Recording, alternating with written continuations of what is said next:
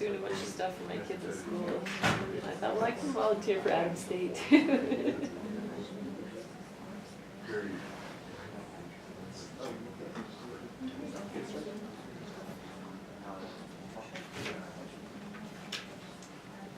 All right, well, welcome for joining us this afternoon. My name is Dr. Sines, and it's my pleasure to introduce Chase Conway, who will be presenting the story of Austrian meddling in Italian unification of the 19th century.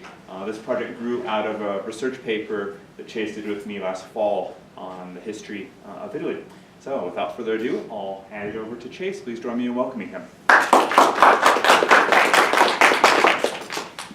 Thanks for that introduction, Dr. Sines. I just want to thank HAPPSS State for letting me present my research and all of you for showing up to hear about it, because how often do you guys think about Italian unification? Probably never. But there's a reason to talk about this, because the Italian unification is a bit of an oddball. It happened over, well, not quite 100 years after the United States unified as the United States. And many other countries of Europe had been unified for centuries, and their colonies had actually unified into countries as well before Italy did in 1860. Past scholarship really focuses on this movement called the Risorgimento, which was a cultural, political, and philosophical movement that really fostered Italian nationalism. And you can see in this painting of the Battle of Catafimi, you've got these soldiers who are followers of a man named Garibaldi. They wear these red shirts because they're these Italian nationals who are following this general of the people to unify the country. But how true is that? There are two voices of the Risorgimento, and these are the two men that they really focus on in current scholarship about Italian unification. Giuseppe Mazzini, he's known as the father of the Risorgimento. He's a philosopher and a politician, and he did a lot of writing and just talking about how Italian ethnicity was this unifying force. And then you had Giuseppe Garibaldi, who's the man who would lead the southern populations of Italy during the unifications of 1859 and 1860. He's the man who they kind of put their hopes in to create a republic. Both of these men believed in creating a republic where the Italians could decide their own fates in a congressional sort of way. However, the problems that they didn't answer with their Risorgimento rhetoric was that there was these rivalries inherent to being a member of the Italian peninsula. So the cities of the Italian peninsula, when you lived in an Italian city like Milan or Venice, you didn't identify yourself as an Italian. You were Milanese or Venetian or Sicilian. Depends on, however, where you're from. And those regional connections divided Italians amongst themselves. They would remember rivalries between different cities for decades. Overall, it just created a really huge barrier to create one Italian ethnicity. On top of that, when they did achieve unification, neither of these men got the unification that they wanted, because they ended up unifying under a monarchy, under King Victor Emmanuel II for the Kingdom of Piedmont-Sardinia. They had to kind of compromise to get the unification that they wanted, because the Italian people weren't really interested in their message. And as you can see, this is the Piedmont-Sardinia, which is the country that ends up unifying Italy. And we're going to be talking about this section right here, which is the Kingdom of Lombardy, Venetia, which is currently owned by the Austrian Empire. They take control of it in 1815 during the Congress of Vienna after Napoleon Bonaparte is deposed. They owned it before, but now the idea of nationalism in the 19th century really changes the dynamic between the people of Milan and Venice to the Austrian Empire. This causes the revolutions of 1848 and 1849.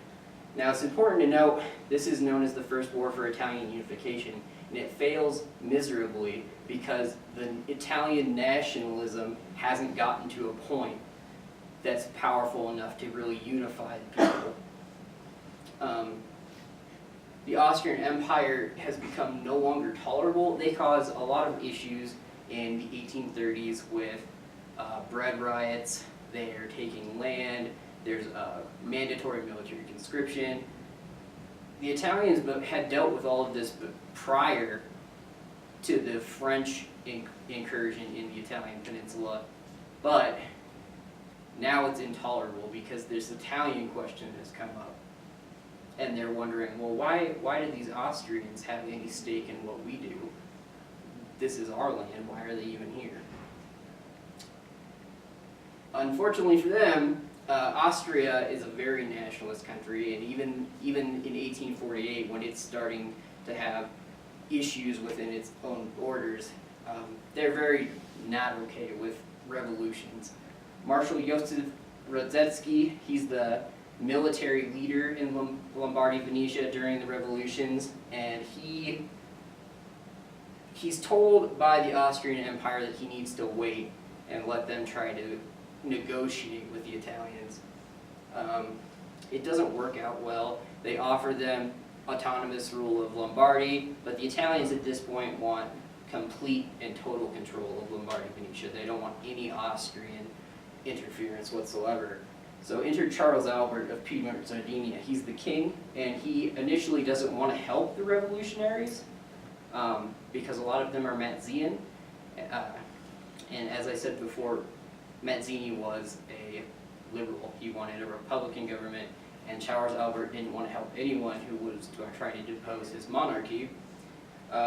Ultimately, he does decide to intervene, and they lose dramatically against the very nationalist forces of Austrians, because when the Austrians go to war with the Italians in the Austro-Piedmontese War, the people within the Austrian borders who are having issues with the Austrian government actually drop arms against the Austrian government and go to war with the Italians because they're so upset at this idea of Italians trying to take anything away from the Austrian Empire.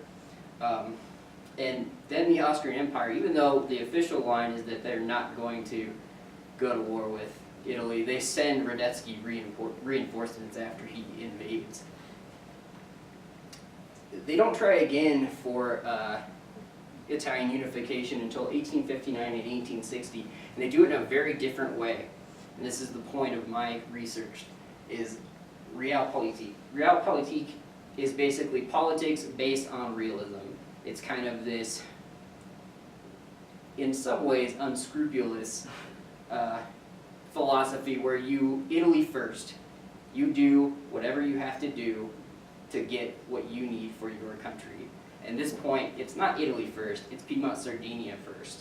And this is very important because this man, Count Camillo di Cavour, is really probably the most responsible for Italian unification, but he didn't do it to unify Italy. He did it to aggrandize Piedmont Sardinia. He wanted as much glory and power for Piedmont Sardinia as he could. He's the foreign minister for King Victor Emmanuel II. He brings Piedmont Sardinia in on the side of France in the Crimean War, and he uses France basically to help him bully the Austrian Empire into a position where he can start to gain concessions from them. Unfortunately, King Victor Emmanuel is not as good of a politician as Cavour was, and he enters the Crimean War without letting Cavour set any standards for what they will receive for helping France. But he uses the Congress of Paris in 1856 to embarrass the Austrian Empire, and basically calls him out in full Congress and all the powers of Europe, saying you have no business in the Italian peninsula and you should get out. After that, he's basically buddied up to Napoleon III enough that Napoleon agrees, well, hey, if Austria is aggressive towards you, we will help you defend your borders. But Cavour uses this defensive agreement in a unscrupulous way. He runs a bunch of troops into Lombardy, Venetia, in and out, under the guise of training exercises to cause Austria to attack. Now, Napoleon III didn't do this just out of the kindness of his heart. He did have an attachment to Piedmont, Sardinia. He thought of Nice and Savoy as kind of like his ancestral home. So Cavour actually promises in the regions of Nice and Savoy, and on top of that, an Italian national tries to assassinate Napoleon III and his wife. They fail, but their reasoning was that a Republican France, if Napoleon III was assassinated, would be more likely to aid Italy against Austria. So Napoleon III realizes he has to take care of this problem immediately. During the war, Cavour plans to take more than what he initially agreed with Napoleon III that he would take. He wants to take Rome, the seat of power in the Italian peninsula, and Napoleon III doesn't agree with that. He's a Catholic ruler from a Catholic nation, and he does not want Piedmont, Sardinia to own Rome.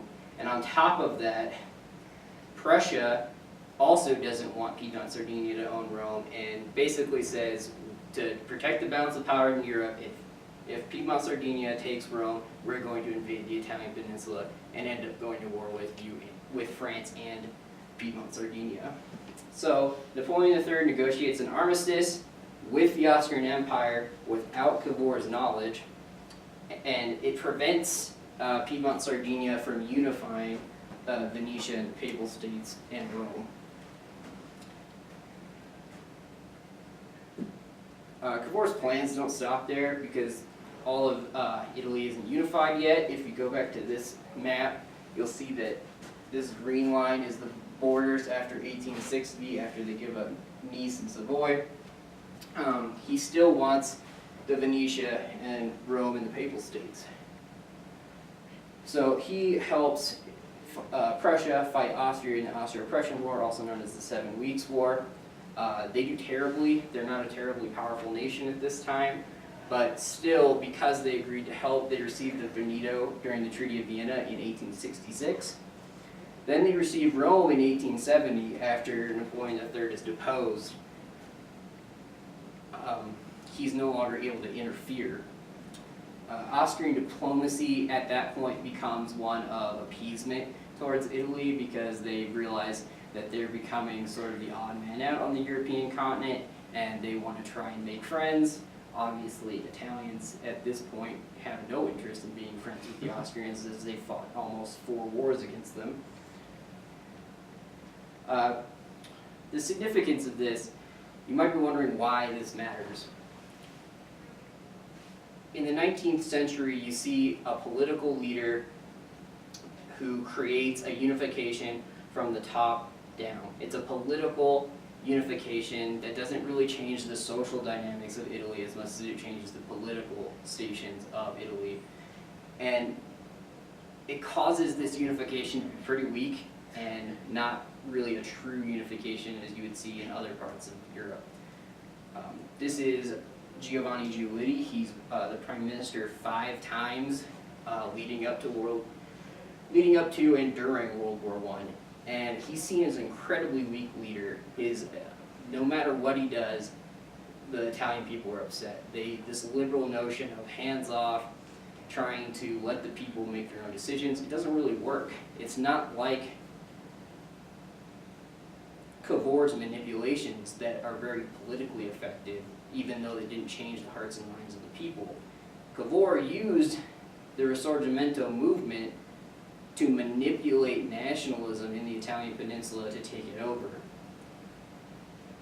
It's men like Benito Mussolini, who takes power after Giulitti, that really change things with their heavy-handed politics and their manipulation of the people's feelings. You just have a guy who looks like he's a leader versus a guy who tries to be a politician in the eyes of the people. It's a very heavy-handed sort of politics, and it makes a difference in how unification affected the coming century for Italy.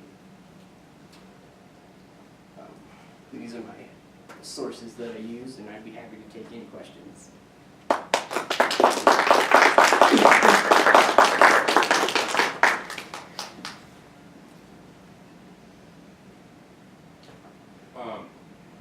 So does any of this somehow impacts the current political state of Italy today?